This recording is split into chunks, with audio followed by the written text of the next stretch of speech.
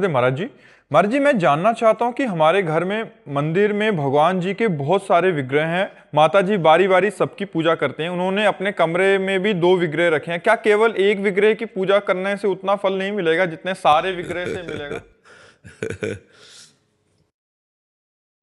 हाँ, भगवान तो एक ही है। अब उनके 100-200 नहीं, अनंत रूप हैं। आप जितने रूप चाहो विराजमान करके पूजा करो, फल तो एक ही मिलेगा। आप मान लो 1000 भगवान की पूजा की और एक भगवान को विराजमान के पूजा की, आप 1000 जगह भाव बांटे हुए हो, तो आपका भाव उस कोटि का नहीं जितना एक पूजा में भाव लगाए हुए हैं, तो आपका कम रहेगा। 1000 जगह पूजा करने पर भी आपका फल कम रहेगा, और एक जगह पूजा करता बाजी मार ले जाएगा। क्योंकि भगवान तो एक है ना, किसी एक रूप की। जैसे रामकृष्ण परमहंस जी ने माँ काली, वह माँ में ही कृष्ण को देखा, माँ में ही राम को देखा, माँ में ही सबको देखा। जैसे तुलसीदास जी राम जी, तो राम जी सिय राम में सब जग जानी, सब में सिय राम देखना। गोपियों ने श्री कृष्ण को देखा, तो जित देखो तित श्याममयी। एक जगह प्रेम होता है, प्रेम बहुत जगह नहीं होता। बहुत जगह तो व्यवहार होता है, प्रेम एक जगह होता है।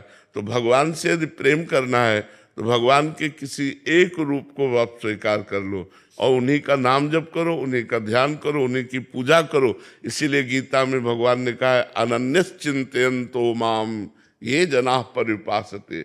अनन्य चिंतन की मांग भगवान ने की। अनन्य माने फिर एक में लग जाना, एक भरोसो, एक बल, एक आस विश्वास, एक राम घन श्याम है चातक तुलसीदास। चातक की तरह, जैसे चातक गंगा जी में भी गिरे तो चोंच नहीं मारेगा, प्यासा मर जाएगा। वो पिएगा तो सिर्फ स्वाति के बूंद को ही पिएगा। ऐसे ही एक भगवान में रति हो जाए, राम जी में, श्याम जी में, माता जी में, पिताजी में, जहां भी एक मान लो उनको और एक मान करके पूजा करो। पर प्रारंभ अनेक से ही होती है। जैसे हम लोग भी थे ना, तो प्रारंभ शिव चालीसा, हनुमान चालीसा, राम रक्षा स्तोत्र, ये सब करते करते धीरे, पढ़ाई यहीं से शुरू होती है। धीरे धीरे धीरे धीरे धीरे धीरे वो क्रम बाई क्रम फिर ऐसा कि अब फिर एक में रह जाता है। अनन्य निष्ठा जागृत हो जाती है कि रसना कटो जो अन रटो, निरखियन फुटो नैन, श्रवण फुटो जो अन सुनो, बिन राधा जस बैर। बस वो श्री राधा श्री राधा श्री राधा।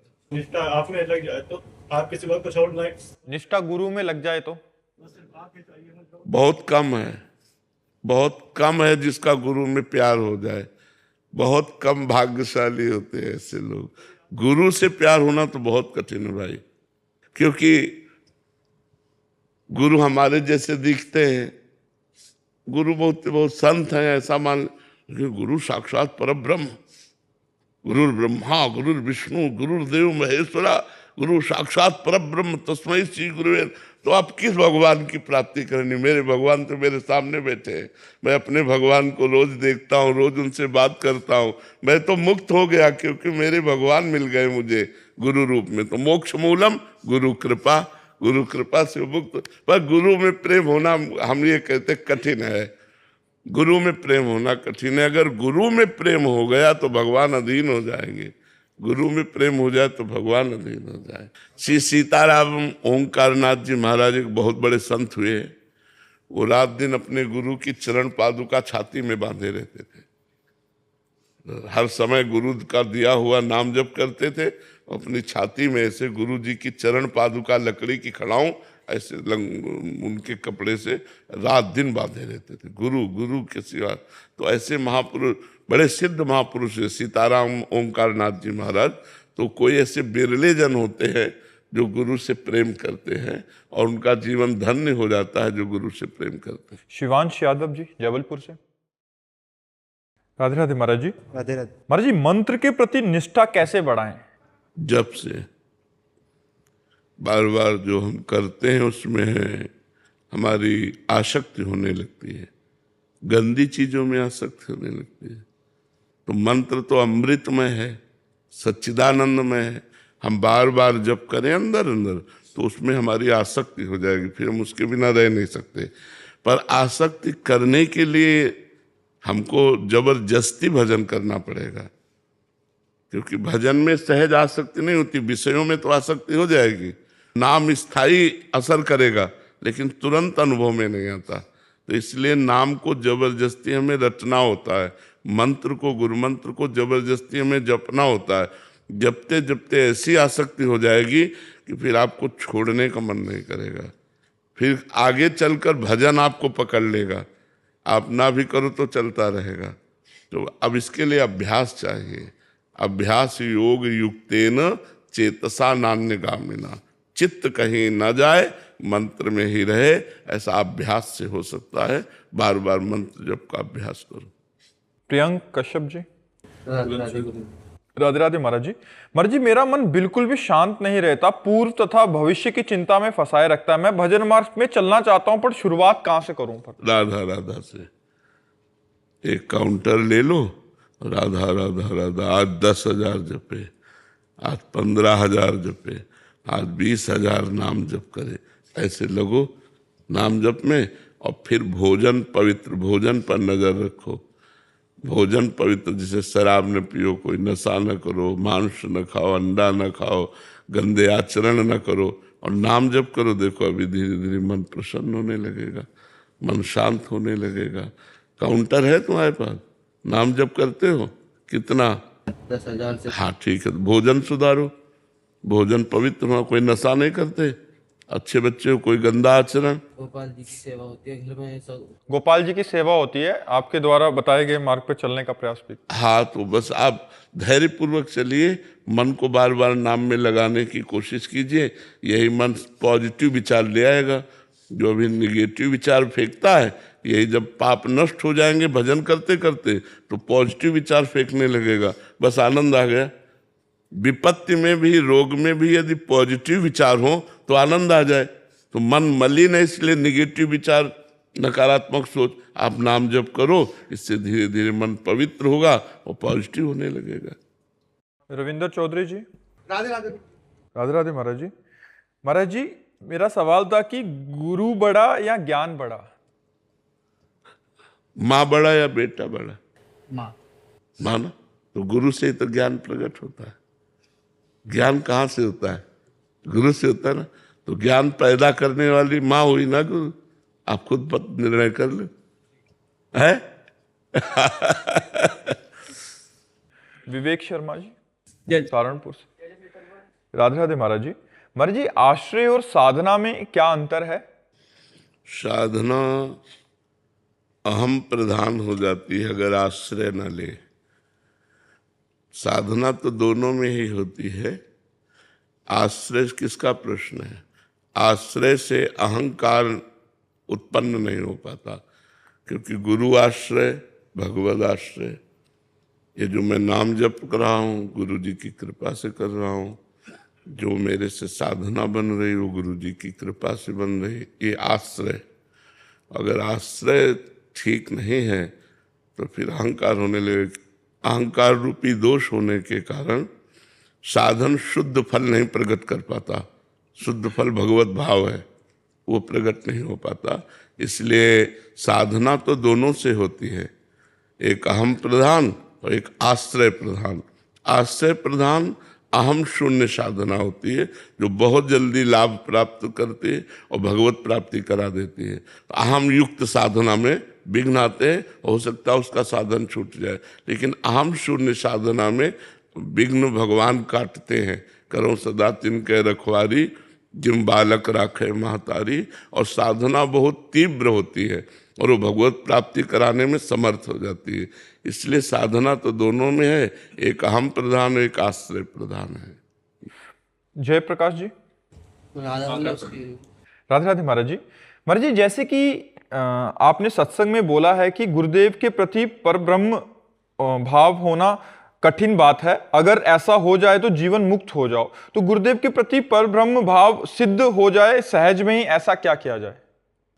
नाम जप करे तो जैसे जैसे आनंद आएगा ना गुरु मंत्र के द्वारा जो गुरु ने दिया है, तो ऐसे अपने गुरु में बलिहार हुआ जाता है। जहाँ से आनंद आता है वहाँ समर्पण हो जाता है। जीव जिसमें आनंद आता है उसके अधीन होने लगता है। गंदी बातों में भी अगर हमें सुख मिलने लगा तो उसके बिना हम नहीं रह सकते। ऐसे जब गुरु जी ने जो मंत्र दिया, जो पाठ दिया, जो साधना दी, वो जब हम करते हैं हमें आनंद, तो गुरुदेव की बलिहारी है। गुरुदेव ने ये सुख दिया तो वो गुरुदेव पर आसक्त होता जाता है, और जब आसक्ति हो जाती है तो अपना परम प्यारा गुरुदेव से भगवान नजर आता है। आसक्ति में तो ये है, तुम्हें माता च पिता तुम्हें बंधुश्च सखा तुम्हें विद्या द्रवणं तुम्हें सर्वम मम, तुम्ही मेरे मंदिर, तुम्ही मेरी पूजा, जो कुछ हो सब तुम्हें हो। तो गुरु साक्षात परब्रह्म। ये आसक्ति, जब उनमें आसक्ति हो जाती है तभी हो जाता है, नहीं तो कठिन है। भगवान की मूर्ति में भगवत भाव हो सकता है, लेकिन गुरु में भगवत भाव होना कठिन होता है, क्योंकि चलते फिरते हमारे जैसे बोलते, हमारे जैसे देखते, हमारे जैसे खाते पीते, तो एक लगता है अच्छे संत हैं, बस ये भगवान है, जब हमारे परब्रह्म है, ऐसा भावना कठिन है। अगर हम गुरु मंत्र जप करें, गुरु प्रदत्त साधना करें और उसमें आनंद की अनुभूति होने लगे तो गुरु में आसक्ति हो जाए। नहीं तो ऐसे कितने लोग गुरु मंत्र लिए, पढ़ा है, जैसे ऊसर में बीज पड़ा है, अंकुरित ही नहीं हो पाया, तो ऐसे ही हृदय में मंत्र तो पहुंच गया पर सिद्ध ही नहीं किया, उसे जप ही नहीं किया, तो उससे कोई आनंद नहीं मिला, तो गुरु से कोई प्रेम नहीं हुआ। जैसे जैसे हमारी आध्यात्मिक उन्नति होती है तो लगता है गुरु कृपा से हुई, तो गुरु में आसक्ति होने लगती है, फिर वो ऐसा लगता है इनके बिना मैं जी नहीं सकता। ऐसा कोई बिरला होता है जिसको ऐसा आता मैं गुरु के बिना नहीं जी सकता, गुरु के लिए मेरे प्राण समर्पित, मेरे जीवन समर्पित, ऐसा तो कठिन होता है ना। साधना करे, उपासना करे तो आसक्ति हो सकती है। जैसे देखो, माँ, हमने कोई साधना नहीं की पर माँ से आसक्ति होती है कि नहीं होती? आज हमें 55-56 वर्ष हो गए, लेकिन माँ शब्द से उतना ही प्यार है जितना घर से निकलते समय था। बच्चापन से घर से निकले, माँ शब्द याद आते ही वो ऐसे ही हमारा हृदय एकदम भाव से युक्त हो जाता। माँ एक अलौकिक वस्तु है। अब कौन सी साधना की थी माँ से प्यार करने के लिए? कोई साधना नहीं। माँ का दुलार मिला, माँ का प्यार मिला, बचपन से ही हमने जब होश संभाले तो माँ की गोद में, तो आसक्ति हो गई माँ से।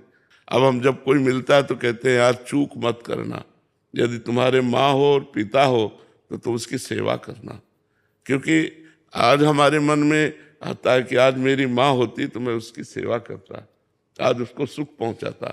तो माँ से जैसे बिना किसी साधना के प्रेम हो गया, ऐसा गुरु से हो जाएगा? नहीं होगा। गुरु परब्रह्म परमात्मा की प्राप्ति कराने में समर्थ है, लेकिन गुरु में ऐसा भाव होना बड़ा कठिन। जैसे अपनी माँ में, अपने पिता में, ऐसे मेरे गुरुदेव, हाँ बहुत कठिन है। ऐसा गुरु में भाव आ गया तो माया पर विजय प्राप्त कर ली, माया को जीत गया। पुनीत रावत जी, कानपुर से। राधा वल्लभ जी। राधे राधे महाराज जी। महाराज जी, आपकी कृपा हुई तो नाम मिला और नाम जपने का प्रयास हर समय करता हूँ। महाराज जी, जो आप कह रहे थे महाराज जी, गुरुदेव में अगर प्रेम हो जाए तो उसका इजहार उनसे कैसे करें? करना नहीं पड़ेगा, ये हृदय का है ना, उधर आप जितना करो इधर धक्का लगने लगेगा। उधर आप प्रेम करके देखो, कभी मत बोलना कि मैं आपसे प्यार करता हूं, और आपको अगर प्यार ना मिलने लगे तो हमें बताना। हृदय से वो जब आपको देखेंगे और आपके नेत्रों में होगा ना, तो आपको गुरु के नेत्रों में प्यार दिखाई देगा कि हमको कितना प्यार करते हैं। वो एक बार हमें देख लेना तो इतना, जैसे हम अपने गुरुदेव के पास जाते हैं सदैव ऐसे रहते हैं, अगर वो कभी ऐसे करके देख लेते हैं ना तो लगता है निहाल हो गए, मतलब ऐसा लगता है जैसे हमारा राज्याभिषेक हो गया हो। अगर मुस्कुरा के माला वगैरह प्रसादी दे दिए ना तो मन नाच पड़ता है। तो हमारा प्यार और गुरुदेव का प्यार गुप्त प्यार है, कभी गुरुदेव से नहीं कह सकते कि हम आपको बहुत प्यार करते हैं, इतनी हिम्मत नहीं। हम आपको बहुत प्यार करते हैं, इतनी हिम्मत नहीं कि हम कह सके, और वो कह दें कि हम तुम्हें बहुत प्यार करते हैं, ऐसी मर्यादा नहीं कहती। मतलब हम किसी से कहें कि हम आपको बहुत प्यार करते हैं, ऐसी मर्यादा नहीं कहती। और आप कि मैं आपको बहुत प्यार करता हूँ, ऐसी हिम्मत नहीं हो सकती अगर असली में प्यार करते हो। बहुत प्यार करते तो सामने जाते ही आंसू चलने लगेंगे और बस ऐसे हो जाओगे कि इतने से समझ जाओ तो समझ जाओ, नहीं तो हम आपके लिए जीवन। तो गुरुदेव से हमें उत्तर नहीं मिलेगा, हमारे हृदय में उत्तर आ जाएगा कि गुरुदेव हमें कितना प्यार करते हैं। हृदय कई बार रोता है कि अगर आप न स्वीकार करते तो मेरा जीवन क्या होता, आप न स्वीकार करते गुरुदेव प्रभु तो मेरा जीवन क्या होता। तो ये मतलब वो आंतरिक, चूंकि आध्यात्मिक विषय है ना, मानो आप तो नजदीक आ गए, कोई ऐसा हो जो दूर देश में रहता हो और उसने मोबाइल से हमारे प्रवचन सुने और उसने मन से वर्ण कर लिया, हम भी नहीं जानते, वो भी नहीं आया, लेकिन उसको वहीं उत्तर मिल जाएगा और वहीं उसके हृदय में आह्लाद होगा और लगेगा महाराज जी मुझे बहुत प्यार करते हैं, अपने आप लगने लगेगा। क्योंकि ये आध्यात्मिक विषय है ना, ये लौकिक विषय थोड़ी कि हमें जनाना पड़े कि हम आपसे प्यार करते हैं, समझ रहे ना जी। सहचरी दास जी, कोलकाता। राधे राधे महाराज जी। महाराज जी आपके चरणों में कोटि कोटि प्रणाम। महाराज जी अगर सत्य भ्रम से परे है तो फिर सत्य के मार्ग पर चलने से हमें इतनी कठिनाइयों का कभी कभी सामना क्यों करना पड़ता है? क्योंकि हम भ्रम को अभी तक मानते रहे हैं और भ्रम छोड़ना पड़ेगा। देखो जैसे सांसारिक भोग छोड़ना है कितना कठिन लगता है, कठिनता क्या है आप समझो। सांसारिक भोग छोड़ना कठिनता लगता है, अपमान कठिनता लगता है, अपमान हो तो कठिनता, क्योंकि भ्रम से हमने मान को स्वीकार कर लिया है, भ्रम से हमने सांसारिक सुख को स्वीकार कर लिया, भ्रम से हमने सांसारिक संबंधों को स्वीकार कर लिया। तो यही तो बाधा है और यही हमें कठिनता लगता है चलना, और कौन सा कठिन लगता है? भ्रम को त्यागना ही कठिन है, भ्रम त्याग दिया तो कोई कठिनता है नहीं। देखो जैसे दूर रस्सी पड़ी हो और हमें भ्रम हो जाए कि सांप है और हमारे कदम नहीं चलेंगे, अब या तो कोई वहां पहुंचा हुआ हमें बतावे कि देखो ये रस्सी है, और या हमारे पास टार्च हो तो हम देखें। तो ऐसे ही हमको संसार भ्रम हो गया है। अब या तो पहुंचा हुआ कोई संत हमें बतावे तो उसकी वाणी से हमारा ज्ञान दूर हो, या हमारे अंदर स्वयं ज्ञान प्रकट हो जाए, दो ही बातों से हो सकता है। तो बिना ज्ञान के ये भ्रम नष्ट होने वाला नहीं है।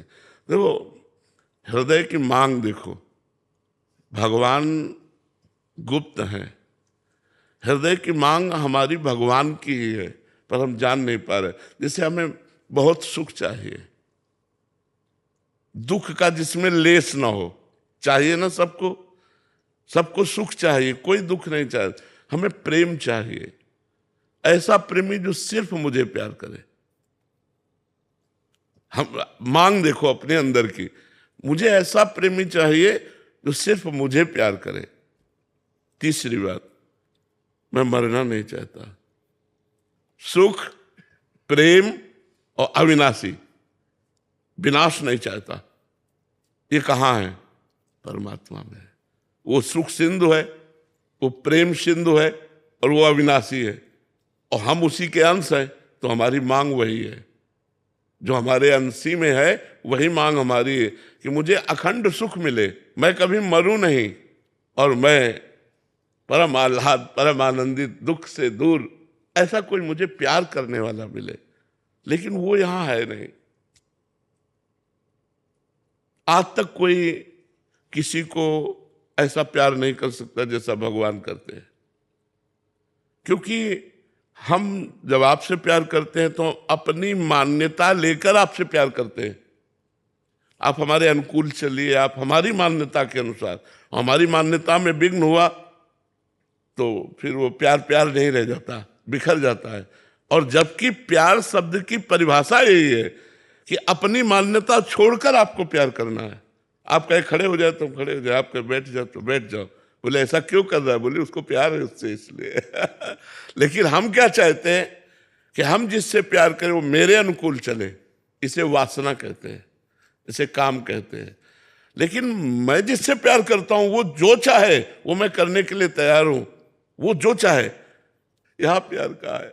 प्यार तो भगवान में है, सुख भगवान में है, शांति भगवान में है, और मृत्यु पर विजय, मृत्युर्मा अमृतम गमय, ये भगवान में है। इसलिए हम आनंद सिंधु भगवान का नाम जप करें, उनके आश्रित रहें, उन्हीं को रिझाएं। तो भगवान और गुरु दो नहीं हैं, एक ही है। जहाँ ये अनुभव हुआ तो गुरु में प्यार हो जाता है, और गुरु में प्यार हुआ तो गुरु हृदय में ही बैठे हुए हैं, वो उत्तर मिलने लगता है कि हमको बहुत प्यार करते हैं। राधे राधे महाराज जी। गुरुदेव भगवान, हमसे वृंदावन धाम में गलत स्पर्श संक्रिया हो गई, फिर आपके श्रीमुख से सुना कि संसार जगत में हुआ अपराध धाम में क्षमा मांगने पर नष्ट हो जाता है, क्षमा हो जाता है, परंतु धाम में हुआ अपराध वज्र की लीक बन जाता है। तब से हमारा मन अत्यंत जलन, पीड़ा व गलानी से। वृंदावन की परिक्रमा दो और 11 साष्टांग दंडवत करके कान पकड़ के क्षमा मांग लो, ठीक है। वृंदावन की जलन होती है अंदर से किसी चीज में मन। आज जो हम उपाय बता रहे हो करो, नाम जप करते हुए मौन होकर वृंदावन की परिक्रमा करो और 11 दंडवत वृंदावन को प्रणाम करके और प्रार्थना करो कि मन वचन कर्म से हमसे जो भी अपराध बने हैं, जाने या अनजाने में, हे परम पावन धाम आप क्षमा करो। तो धाम का अपराध धाम ही क्षमा कर सकता है, वो क्षमा कर देंगे। बहुत कृपालु वृंदावन धाम।